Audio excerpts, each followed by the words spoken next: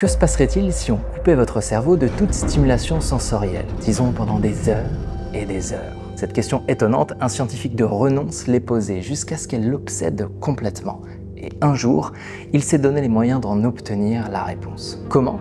En s'immergeant lui-même dans l'une des inventions les plus étonnantes de son époque. Il a créé ce qu'on pourrait appeler une machine à isoler l'esprit. Et ce qu'il a découvert est véritablement incroyable. Alors son histoire, laissez-moi vous la raconter.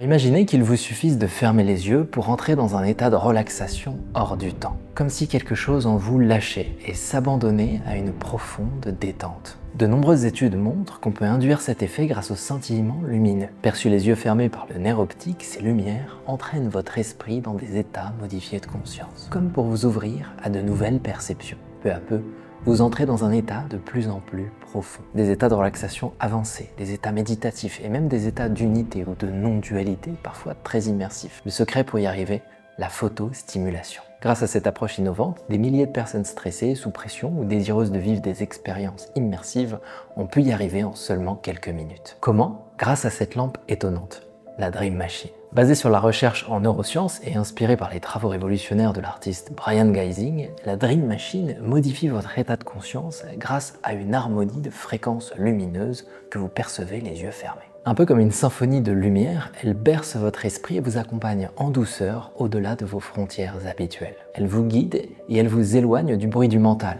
et des confusions émotionnelles. Elle vous libère des charges de la pensée et des inquiétudes à venir et passées. Si c'est le sommeil qui vous manque, elle vous endort. Si c'est la détente qui vous appelle, elle vous relaxe. Si c'est l'exploration qui vous parle, elle vous entraîne au-delà du connu. 82% des utilisateurs vivent des expériences de bien-être telles que des états de sérénité ou de calme dès la première séance. 96% disent avoir vécu une expérience psychédélique et ils racontent des altérations de leur perception comme celles qu'on peut vivre dans des états modifiés de conscience. Mais le mieux serait de le vivre pour de vrai et de le faire quand vous voulez, en ayant à la maison un portail vers les profondeurs de votre esprit. En partenariat avec cette vidéo, je vous ai obtenu une remise. Pour en profiter, cliquez sur le lien en description. Commandez en entrant le code MAYA, recevez votre Dream Machine dans quelques jours et commencez l'immersion.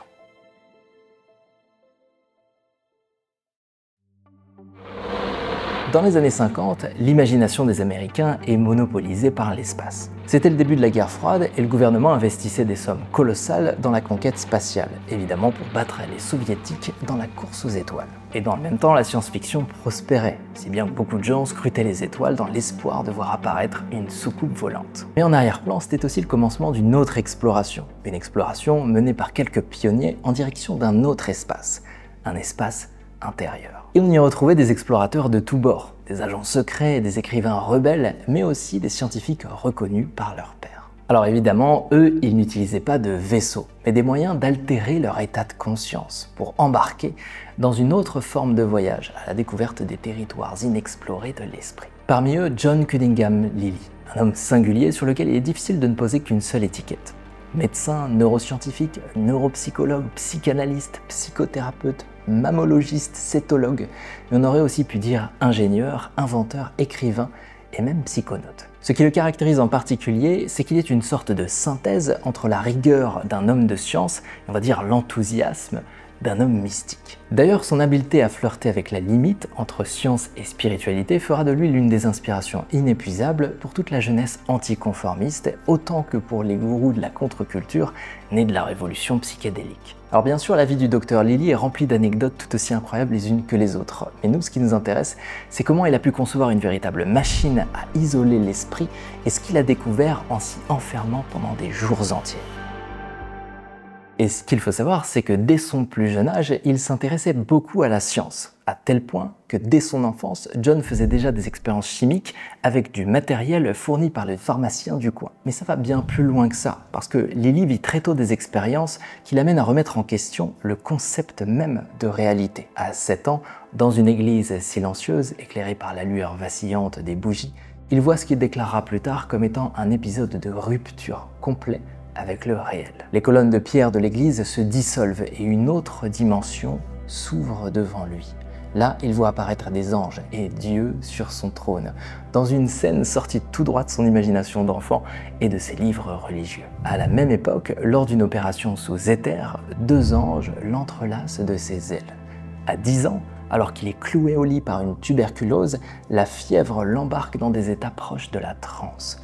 Et là, il rapporte avoir vécu des expériences de décorporation, où son esprit flottait littéralement au-dessus de son corps. Et vous doutez bien que ces fragments de perception altérée ne vont pas le laisser indifférent. Bien au contraire, ils vont sceller chez lui une quête omniprésente pour le reste de sa vie. En fait, il se voit explorer l'esprit humain comme un territoire encore inexploré, avec une seule question en tête: d'où émerge la conscience? Plus tard, sous protoxyde d'azote, lors d'une extraction dentaire, il affirme être entré en contact avec 2 guides qui auraient indiqué que sa vocation était de comprendre les mécanismes cachés de l'esprit. Le cadre est posé, vous savez à qui vous avez affaire. Mais le truc, c'est que Lily n'est pas un simple illuminé, c'est un curieux, un créatif et un brillant étudiant. Très tôt, il étudie la philosophie de Kant, se plonge dans les romans d'Aldous Huxley, développe son esprit critique et entre à l'Institut de technologie de Californie où il se passionne pour la neurophysiologie. Rien que ça. Il est bon, très bon. Et son entrée en école supérieure constitue le moment précis où son destin va s'accélérer. D'ailleurs, au passage, un professeur commence l'un de ses cours en affirmant que Dieu est mort en 1859, l'année de publication de L'origine des espèces de Charles Darwin. Lily en sort ébranlée dans ses croyances, mais d'autant plus déterminée à mieux comprendre les mécanismes de l'esprit. Et s'il doit explorer la vérité, ce sera à travers la science expérimentale. D'ailleurs, une idée fondatrice pour lui est que tout bon scientifique devrait expérimenter par lui-même ce qu'il cherche à explorer. Ensuite, il se passionne pour la neurobiologie et pose les jalons d'une question fondamentale qui guidera son œuvre à jamais. L'esprit est-il produit par le cerveau ou existe-t-il indépendamment de lui? Mais surtout, quelle est l'origine de la conscience? Entre 1940 et 1945, il poursuit ses études à la faculté de médecine de l'université de Pennsylvanie. Pour la première fois, John est confronté aux intérêts militaires et prend conscience de l'influence de l'industrie sur la recherche scientifique et de la manière dont elle l'oriente vers des objectifs parfois éthiquement ambigus. Mais John a une forte conviction. Pour lui, la science ne devrait pas se laisser corrompre par des intérêts financiers, politiques ou militaires. Et lorsqu'après la guerre, il revient à sa fascination pour les mécanismes cérébraux, il explore les effets de la stimulation intracérébrale sur des singes. Ce qui va le mener à une prise de conscience fondamentale. Et dans sa quête, il ira assez loin. Il ira jusqu'à mettre au point un dispositif permettant aux singes d'activer eux-mêmes les électrodes implantées dans leur tête. Ce qui aura des effets pour le moins inattendus. Et je vous explique, le principe est simple. John a développé une méthode sûre et indolore pour insérer les électrodes dans le cerveau de ses cobayes. Le but, cartographier les régions cérébrales liées au comportement émotionnel, qu'on ne comprend pas bien à l'époque. En vérité, il cherche à savoir s'il existe une zone cérébrale spécifique liée au plaisir, à la douleur, à la peur, à la colère ou à l'orgasme. Et grâce aux stimulations électriques produites par son système, il met bien en évidence des régions dont l'activation, effectivement, déclenche des réactions intenses comme l'excitation sexuelle, la douleur ou la recherche répétée de plaisir. Idem pour les régions cérébrales liées à la peur, à l'anxiété et à la colère. En somme, il atteint son objectif. D'ailleurs, l'équipe de scientifiques qui travaillait sur ce projet a poussé l'expérience suffisamment loin pour en conclure que si le cerveau des singes était continuellement stimulé dans sa région négative, il devenait de plus en plus malade, voire presque mort, et que ce processus pourrait s'inverser en réactivant progressivement les régions positives. Mais ça s'arrête pas là. Certains singes avaient reçu des interrupteurs radio pour activer et désactiver eux-mêmes les stimulations. Et je vous le donne en mille, lorsque les électrodes étaient insérées dans la région positive, celles qui produisent le plaisir, les singes apprenaient très rapidement comment l'activer pour ressentir les sensations que vous imaginez. Et figurez-vous que l'un des singes qui avait la télécommande du plaisir s'est récompensé par des orgasmes quasi en continu, au moins un toutes les 3 minutes, jusqu'à 16 heures par jour. Rendez compte? En plus, il faut savoir que cette étude a été menée alors qu'il travaillait pour l'Institut national de la santé aux États-Unis. Et donc, naturellement, ces recherches ont attiré l'attention du FBI et de la CIA, qui ont exercé une pression sur lui pour que ses travaux soient classés secret défense. Ils avaient dans l'idée de mettre ses connaissances en application dans un cadre militaire, et ils voulaient savoir si cette expérience pourrait être reproduite sur des humains. Je vous laisse imaginer pourquoi. Mais John a refusé que ses travaux soient classifiés, ce qui l'a mis en porte-à-faux avec ses collègues de l'époque, déjà engagés dans cette voie. Et ça a été un tournant majeur pour lui, parce qu'il a décidé de quitter ce pan de la recherche et de se détourner de tous les projets à visée militaire. Et rappelez-vous, Pour John, il était important de tester lui-même ses théories, mais ses collègues de l'époque l'avaient largement dissuadé d'être pionnier au point de s'implanter lui-même les électrodes des singes dans son cerveau. Alors, une autre idée allait naître. Une idée qu'il pourrait explorer lui-même et en toute sécurité. Enfin, presque. Pendant ses études à l'Institut national de la santé mentale, une question l'obsédait. Que devient le cerveau quand on le coupe de toute stimulation sensorielle? Est-ce qu'il devient inerte, entrant dans une sorte de sommeil ou de coma? Ou peut-il produire par lui-même ses propres contenus? Et à l'époque, il y a deux écoles. La première pense que pour fonctionner, le cerveau a besoin de stimuli provenant de la réalité extérieure. Et pour les partisans de cette idée, le sommeil résultait de l'absence de perception visuelle et acoustique typique de situations de repos, donc dans lesquelles le cerveau était libre d'interaction avec le monde extérieur. Et la deuxième école favorisait l'idée que l'activité cérébrale se produisait même en l'absence de stimuli externes. Alors pour trancher, Lilly décide de l'expérimenter lui-même, ce qui va le pousser à concevoir cette fameuse machine à isoler l'esprit. Et il commence par imaginer une expérience dans laquelle il subirait une privation totale de stimulation sensorielle. Pour y arriver, il s'est dit qu'il lui faudrait une chambre complètement close et isolée acoustiquement, et même coupée de toutes les sources de lumière. Mais il fallait aussi inhiber les autres sens, et en particulier le sens du toucher. Alors il a pensé s'immerger dans l'eau, ce qui le couperait aussi de la sensation de gravité. Le tout en recevant de l'oxygène depuis l'extérieur. Et à sa grande surprise, il découvrit que l'Institut national de la santé disposait déjà d'un instrument similaire. Il se trouvait dans un bâtiment isolé du campus, dans une salle qui servait autrefois à stimuler les hautes altitudes, en particulier pendant la Seconde Guerre mondiale. Avec quelques modifications, l'engin serait parfait pour commencer. Il fait quelques plans, prépare la machine et s'organise pour vivre sa première immersion dans le silence et le noir absolu. Et lorsqu'il entre pour la première fois dans cette chambre silencieuse, c'est un choc. Le bruit du monde extérieur s'efface, son esprit se retrouve seul, suspendu dans le vide. Il remarque immédiatement que malgré l'absence de sensations, son cerveau et son système nerveux continuent de fonctionner normalement. Pas de sommeil pour le moment, mais bien d'autres choses. Pendant les 3 premiers quarts d'heure, il est seul face à ses propres pensées. Parfaitement conscient, il se retrouve témoin du paysage mental résiduel de sa propre journée. Il voit défiler ses songes comme des images sur un écran de cinéma. Puis, progressivement, il commence à se détendre et à apprécier l'expérience.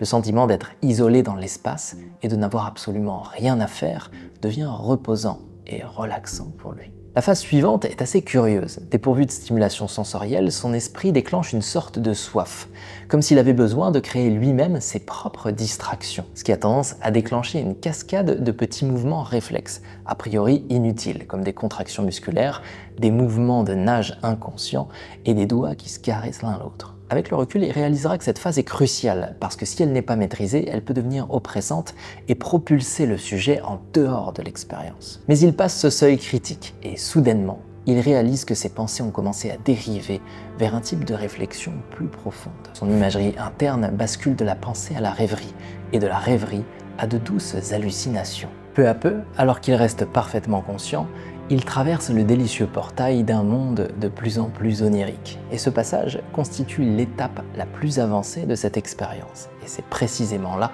que l'altération la plus significative de son état de conscience peut donner lieu à une expérience mystique. Après 2h30, plongé dans le silence absolu, une sorte de rideau noir s'ouvre devant ses yeux, comme on en verrait dans une pièce totalement sombre, au décor d'encre, et s'ouvre lentement un espace obscur en 3 dimensions, entièrement vide, où seul son corps subsiste. Des géométries apparaissent, comme des petits objets en forme de cristal avec des bords lumineux. Au fond, un tunnel sans fin vers un ailleurs émet une profonde lueur bleue. Il est comme appelé par cette lumière lorsque soudainement, un bruit strident effondre ce monde. Des bulles, de l'eau, de l'air s'invitent dans son masque. Son système de respiration se met à fuir, ce qui le sort brutalement de l'immersion et le pousse à interrompre cette expérience.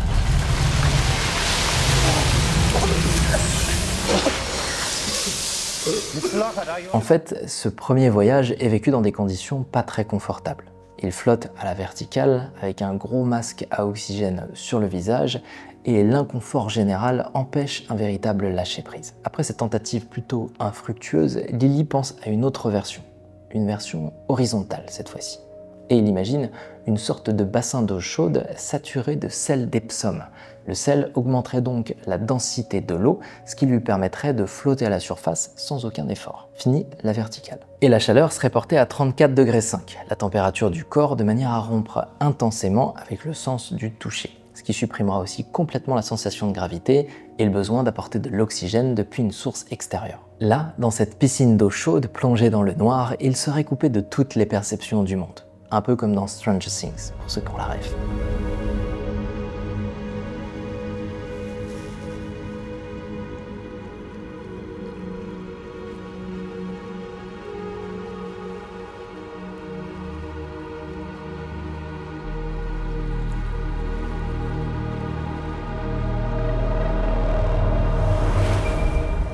Et une fois cette installation au point, il serait venu le temps de s'y replonger de nouveau. Pendant les années qui suivent, Lilly mène cette expérience des centaines de fois et il invite de nombreux participants à partager leurs ressentis, dont un certain Stanislav Grof d'ailleurs. Évidemment, John documente tout et avec son équipe de recherche, il fait partie des premiers à s'intéresser à ce que l'esprit humain peut éprouver dans de telles conditions d'isolation. Il rassemble toutes sortes de témoignages, dont certains sont partagés après plus de 5 heures d'isolement dans le noir, et lui-même reste parfois plus de 10 heures en immersion. Il vivait fréquemment des états modifiés de conscience et les comprenait de mieux en mieux, jusqu'à ce jour de 1958. Ce jour-là, sans le savoir, il s'apprêtait à vivre une expérience particulièrement impactante. Désormais, John suivait une procédure quasi habituelle. Il commençait par détendre chaque muscle de son corps, ensuite il détendait son esprit et laissait derrière lui les pensées résiduelles de la journée. Puis au bout de quelques temps, il commençait à accéder à un nouvel espace, comme s'il ouvrait un passage intérieur vers de nouveaux territoires. Il laissait son corps et son esprit humain derrière lui et retrouvait un état plus originel. C'était comme redevenir un point de conscience dans un vide infini et suspendu hors du temps. Conscient et attentif, on peut dire que son esprit plongeait dans un bain de lumière, situé bien au-delà de ses perceptions habituelles. Plus tard, il le décrira de cette manière. « Je suis devenu un point lumineux de conscience, irradiant lumière, chaleur et connaissance. Je suis entré dans une sorte d'espace d'une luminosité stupéfiante, emplie de lumière dorée et de savoir. Je m'assis dans cet espace sans corps, mais avec toute ma conscience, là, centré. Je me sentais incroyablement exalté, avec un immense sentiment de stupeur, d'émerveillement et de révérence. L'énergie enivrante était d'une intensité incalculable, mais je découvris que je pouvais la supporter. Je pouvais sentir, voir, savoir, dans cette vaste immensité d'un espace vide, je baignais dans la clarté. Lentement, mais sûrement, 2 guides commencèrent à venir vers moi depuis l'horizon. Au début, dans l'intensité de lumière, je pouvais à peine les détecter. Puis ils se rapprochèrent lentement. À mesure qu'ils avançaient, leur présence devenait plus forte. Et je sentais de plus en plus leurs pensées, leurs émotions, leurs connaissances, comme couler à l'intérieur de moi. Alors qu'ils se rapprochaient, je pouvais aussi sentir leurs songes, leur savoir, leurs ressentis, et tout ça à une vitesse incroyable. Ils s'approchèrent encore plus près qu'autrefois, et s'arrêtèrent à bonne distance, pour que je ne sois pas submergé par leur présence. Et ils ont dit des mots qui m'ont marqué. Nous ne pourrons pas nous rapprocher davantage, parce que ça semble être ta limite pour l'instant. Tu as progressé depuis notre dernière rencontre. Comme nous te l'avons dit, tu peux revenir ici à tout moment, une fois que tu connais le chemin. Nous sommes là pour t'instruire. Il te reste maintenant un certain nombre d'années devant toi pour continuer à incarner le corps dans lequel tu vis. Si toutefois tu choisis de rester ici maintenant, tu le peux. Mais découvrir ton enveloppe abandonnée dans le laboratoire laissera un chaos à nettoyer pour les autres. Et si tu retournes à ton corps aujourd'hui, ce sera une véritable lutte, avec beaucoup de travail intérieur pour traverser les blocages que tu portes encore en toi. Il te reste de nombreuses illusions à explorer avant de continuer à avancer. D'une certaine manière, tes voyages ici sont des extensions de ton voyage sur Terre. Tu es en train d'apprendre et ta capacité à venir montre que tu as déjà bien progressé dans cette voie. Ta prochaine mission, si tu l'acceptes, est d'atteindre ces états par tes propres moyens, mais aussi avec d'autres personnes. Jusqu'ici, tu as progressé seul, mais désormais il te faut rencontrer ceux qui partagent ces capacités, apprendre d'eux, les aider en retour et approfondir ta compréhension de ces états d'être. D'autres peuvent t'enseigner, tout comme ils peuvent apprendre de toi. Et avec de l'engagement, tu pourrais accéder à des niveaux bien plus élevés que celui où tu te trouves aujourd'hui. Tu dois affiner ta capacité à communiquer avec cet espace, tout en restant ancré dans ton corps. L'objectif est d'y parvenir, sans recourir à l'isolement ou à des moyens détournés qui, bien qu'efficaces, ne sont pas sans risque. D'autres méthodes existent. Après cette expérience, John Lilly revint épuisé, comme s'il avait fait un voyage dans tout l'univers. Ces deux guides hallucinés, issus de son inconscient ou d'un monde encore inconnu, ont continué de lui transmettre une grande quantité d'informations. Mais John mentionnera qu'ils y ont apposé une sorte de sceau, en précisant qu'il en oublierait une grande partie en revenant dans son corps, jusqu'au moment où elle lui serait à nouveau utile. Alors, elle referait surface intacte, comme un souvenir capable de débloquer une situation pile poil au bon moment. Des histoires comme celle-ci, John Cunningham Lilly en documentera de nombreuses. Et tout au long de sa vie, on peut dire que des états modifiés de conscience, il en vivra de toutes sortes. Aujourd'hui, le tank, la chambre noire ou le caisson d'isolation sensorielle a joyeusement été rebaptisé la bulle de flottaison. Et tout le monde peut l'expérimenter s'il en a envie. On comprend de mieux en mieux leurs bienfaits et vous pourriez en trouver très facilement dans beaucoup de grandes villes en France. This is a sensory deprivation tank. It blocks out all the external distractions that bombard our souls. Can you pee in it? I'll take 2 hours. Me too. En fait, s'immerger ainsi dans le sel d'Epsom offre au corps une détente remarquable qu'il est difficile d'obtenir autrement. Elle favorise le repos et la régénération après une blessure, une période de stress, et est même idéale pour une mère en gestation. Ces réservoirs de silence sont de véritables refuges pour ceux qui cherchent à se reconnecter sereinement avec leur fort intérieur, et peut-être, si l'occasion se présente, d'aller beaucoup plus loin. Je ne sais pas si vous vivrez un jour ce genre d'expérience, mais je peux vous dire que pour moi, ces immersions ont été parmi les plus marquantes. Alors, si vous êtes en quête de sensations, dans un profond besoin de relâchement, ou simplement désireux de vous explorer sous un angle nouveau, vous trouverez dans ces bulles de flottaison bien plus que l'impression de flotter dans le silence. À l'ombre de l'agitation mentale et au-delà de l'ennui, vous trouverez peut-être un portail vers les profondeurs de votre esprit. Et comme le disent les deux guides, vivre des états de conscience non ordinaires, vous devriez pouvoir le faire facilement, vous croyez pas? Et je sais que ça a l'air facile à dire, du coup je vous ai préparé une courte méditation, mais pas n'importe laquelle, une méditation hypnotique, dont l'intention est de vous guider bien au-delà de vos perceptions habituelles. Imaginez que pendant à peu près 10 minutes, il vous suffise d'écouter ma voix pour que votre esprit plonge vers des états élargis de conscience. Vous n'auriez qu'à fermer les yeux pour ouvrir la porte qui mène au-delà des sens. Si ça vous tente, cliquez sur le premier lien en description et moi je vous dis à tout de suite pour une nouvelle immersion.